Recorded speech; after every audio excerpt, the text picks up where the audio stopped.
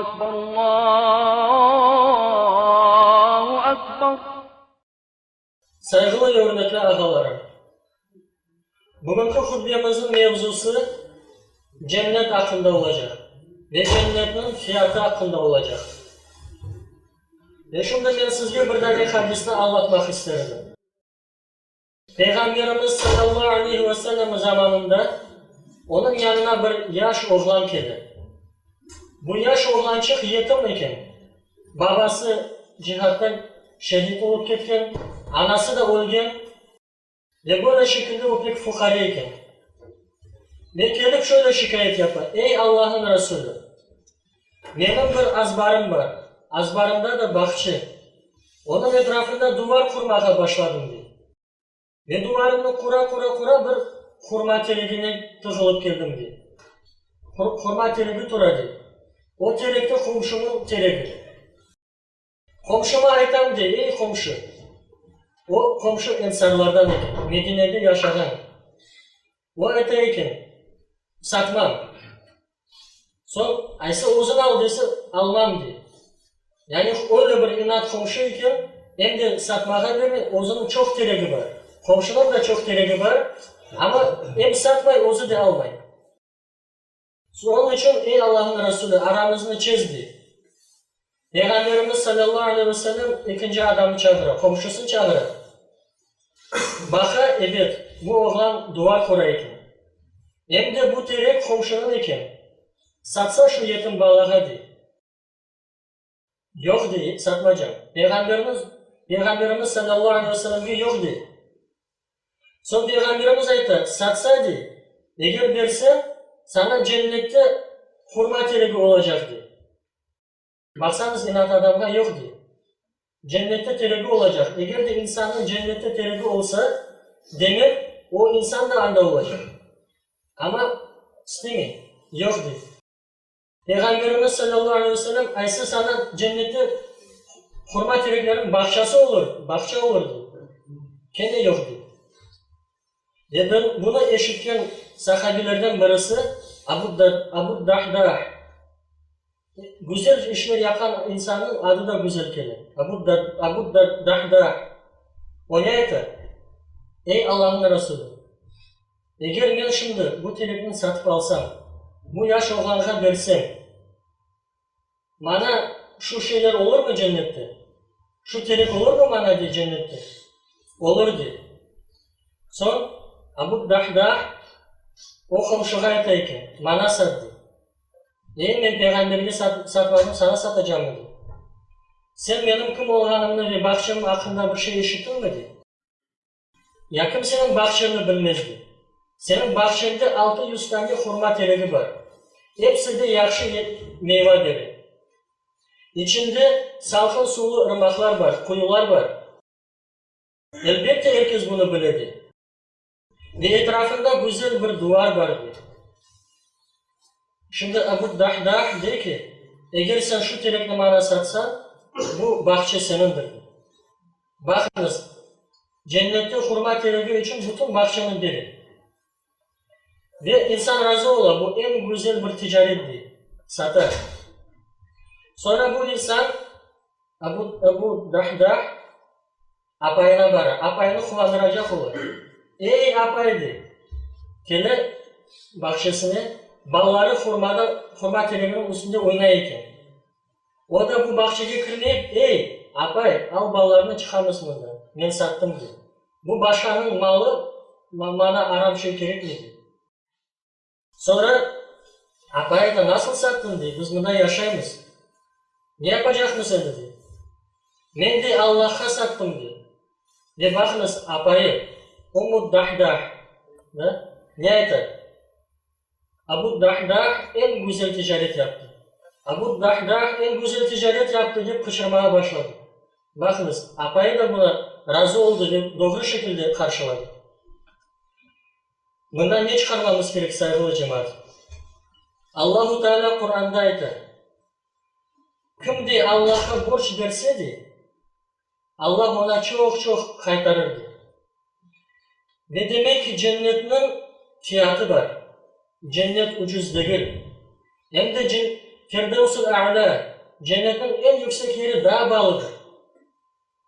Bazı adamlar düşünüyor ki, sanki sen istediğin gibi yaşa, istediğin şeyleri yaşa, istediğin şeyleri iç, ondan sonra senin arkadan mevlüt okusunlar, oldu sen cennete girdin. Yok. Eğer öyle olsaydı İbrahim Aleyhisselam Peygamberimizni ateşe atardılar mı? Ya da Bilal radıyallahu anh onu çok kere vurdular. Ne için? Çünkü cennet bağlıdır. Cennet ucuz değil. Mesela Mus'ab radıyallahu anh onun bedeni parçalandı. Ne için? Hamza radıyallahu anh'ın ciğeri çıkarıldı. Onun kursağından ciğeri çıkardılar. Ya da bir tane peygamber vardı, onu kıçtılar saygılı cemaat. Bu nasıl şey? Testereyle kıçtılar onu. Yani pilayla alıp peygamberini yarımga böldüler. Niçin? Çünkü onlar cennetin fiyatını bilirdiler. Onlar bilirler ki cennet ne olgan ve onun fiyatını. Cennet bu nasıl şey? Bu bir 100 yıllık bir yer değildir cemaat. 100 yıl anda yaşayacaksın çıkacaksın. Öyle şey değil. 150 yıl ya da 1000 yıl yaşayacaksın değil. Anda sonu olmayan kadar yani sonu yok yani. Öyle bir şey sonu yok. Anda yaşayacaksın. Ve bu şeyin fiyatı var. Ve eğer de bu fiyatını versek Allah-u Teala mutlaka o cennetini verir. Kimisini Allah böyle şekilde bahçesiyle sınap bakar. Birisini Allah sabah namazıyla sınap bakar. Birisini Allah ana babasıyla sınap bakar. Birisini bala çağasıyla sınayır. Ya da başkasını apayıyla sınayır. Yani Allah-u Teala her birimizni sınayır. Ve bizden cennetin fiyatını istiyor. Demek ki saygılı cemaat, mesele bu cennetin fiyatını verebilmek. Özünden ayırıp birisine verebilmek mesele şunda saygılı cemaat. Allah-u Teala Kur'an'da şöyle ayetler. İnna Allah iştara minel mu'minine enfusahum ve amvalahum bi enne lahumul cennet. Allah müminlerden canlarını ve mallarını cennet karşılığında satın aldı. Allah купил у верующих их души и их имущество в обмен на рай. Yani bakınız, Allah-u Teala Kur'an'da bunu ayetti. Cennet tek sahabilerin yaşayacak yeri değil. Cennetin fiyatını verebilecek adamların yeridir. Hem de ben nasıl cennet hakkında ayettim? Firdevsul A'la, cennetin en yüksek yeri. Elbette, her bir Müslüman cennette olacak. Ama cennetin kaysi yerinde ve ne vaktinde girecek? Eğer de bir insan akşam çok aşağıda 3 gece yuklamayıp son sabah namazını geçirse ve ikincisi geceleri teheccüd namazlarını kılıp sabah namazını da kılsa onların arasında fark olmaz mı? Allah-u Teala cennetin fiyatını koygan olsa demek bu adalettir. Это справедливость. Yani ben şimdi misal getirdim. Bir adam namazını kılmay, sabah namazına durmay, uykusundan özünü kaldırmay. İkincisi sabah namaza durup namazlarını kılar. Elbette Allah yanında bu farklı olur. Bir insana gelip borç sorasanız, o sizge vermese o bir şey. Ama siz 5 kuruş sorağında sizge 15 kuruş verse, o daha başka. Ve Allah da bizden borç istedi. Bazıları bu borçunu vermeyin. Bazıları Allah istediği kadar verir. Bazıları ondan da çok verir. Ve bizler bugün Meryem hakkında, Hazreti Meryem hakkında kinolar bakarız. Meryem hakkında öğrenemiz. Ama Allah bugün de bizden şöyle bir Meryem istediğin çıkmay aramızda. Yani Meryem anamızı da bala ekinde Allah için verdiler. Balalıktan öyle dindar adamlara verdiler, balalıktan dinini öğrendi. Ve İslam yani Allah'ın dinine faydalı oldu. Bizler bugün Kur'an kursuna balamızı verip alamayız. Ve eğer de versek, bir yerge yollasak, her saatte telefon açamız, ne oldu balamızla diye düşünürüz. Ama o vakitleri bir şeye bakmayıp Allah için verdiler. Demek ki saygılı cemaat, mesele cennetin fiyatını verebilmek.